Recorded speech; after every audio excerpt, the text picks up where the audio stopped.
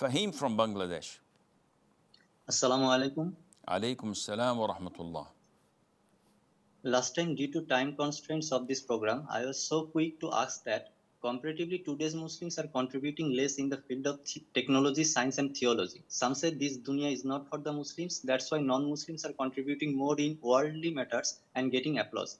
Sheikh, my question is, what's stopping today's Muslims to be influential contributors in technology, science and theological fields? What is stopping you, Fahim? Sheikh, sorry? What is stopping you from that?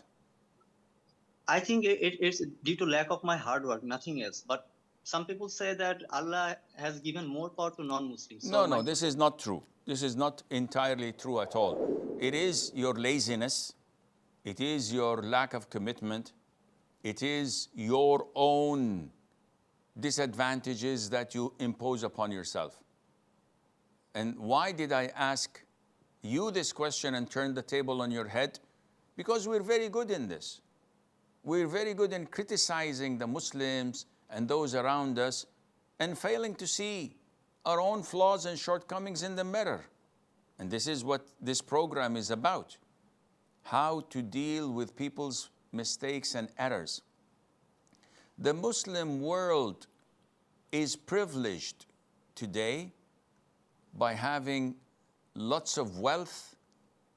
They are having the latest of technologies, and we're almost as close as the first world countries in almost everything, almost.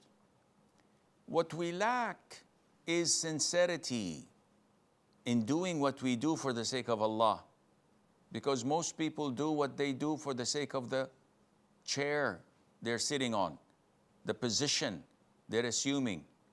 And this is why we have corruption, we have bribes, we have deceit and lying.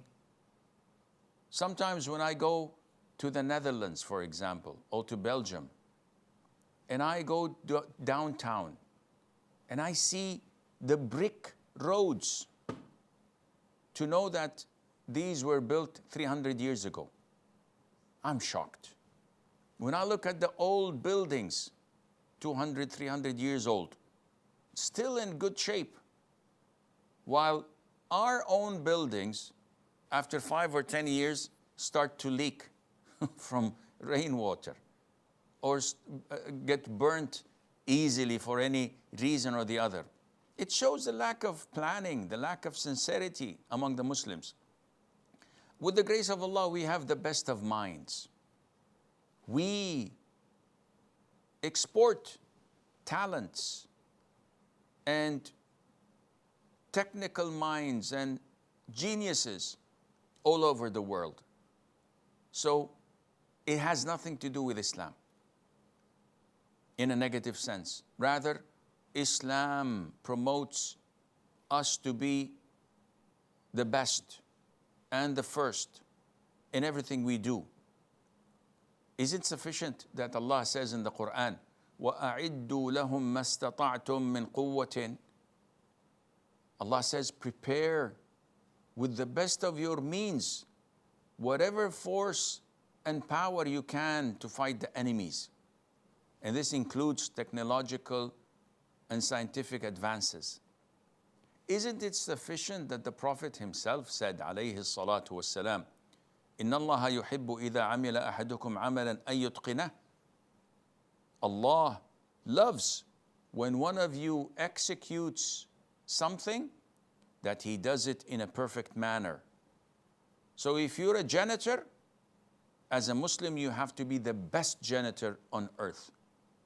If you're an engineer, it is your religious obligation to be the most highly qualified engineer, or a physician, or a pilot, or a builder, or a scientist. This is what we bring our children to be. This is how they grow up, not on Instagram and following Snapchat and following Facebook or Twitter or YouTubers or influencers. These are scum. These are trash. regardless of what they do, because they have no value in Islam. All what they do is show their skin and their filth and their immodest behavior. We know, and they know, that they're nothing. So you cannot blame Islam for any of this. We have to look in the mirror and start pointing fingers at the right person, which is me.